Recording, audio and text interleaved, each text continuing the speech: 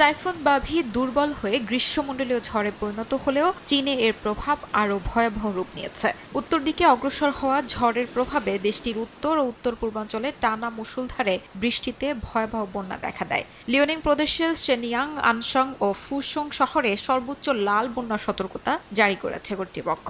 জলাবদ্ধতায় টানেল ও মেট্রো স্টেশনের প্রবেশপথ বন্ধ করে দেওয়া হয়। পরিস্থিতি সামাল দিতে অফিস, আদালত, শিক্ষা প্রতিষ্ঠান ও ব্যবসা প্রতিষ্ঠান সাময়িকভাবে বন্ধ রাখার নির্দেশ দেওয়া হয়।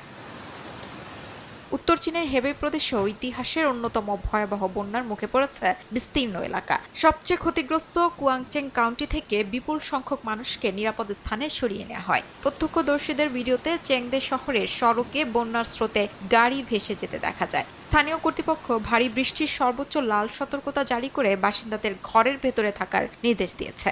আবহাওয়াবিদদের আশঙ্কা, ভাবির প্রভাবে লিওনিং, হেবেই, জিলিং, শাংদং, জিয়াংসু ও হানই প্রদেশে আরও ভারী বৃষ্টি হতে পারে, যা আগে থেকে প্লাবিত এলাকাগুলোর পরিস্থিতিকে আরও জটিল করে তুলতে পারে।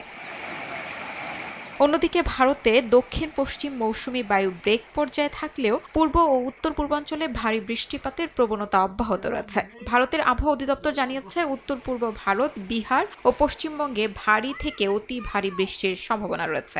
সবচেয়ে বেশি বৃষ্টির আশঙ্কা রয়েছে মেঘালয়, উপহিমালয়, পশ্চিমবঙ্গ ও সিকিমে। বিহারের জন্য জারি রাখা হয়েছে অরেঞ্জ অ্যালার্ট। এছাড়াও ঝাড়খণ্ড, ছত্তিশগড়, পশ্চিমবঙ্গ এবং উত্তর পূর্ব ভারতের সব রাজ্যেই ভারী বৃষ্টির সতর্কতা বহাল রয়েছে।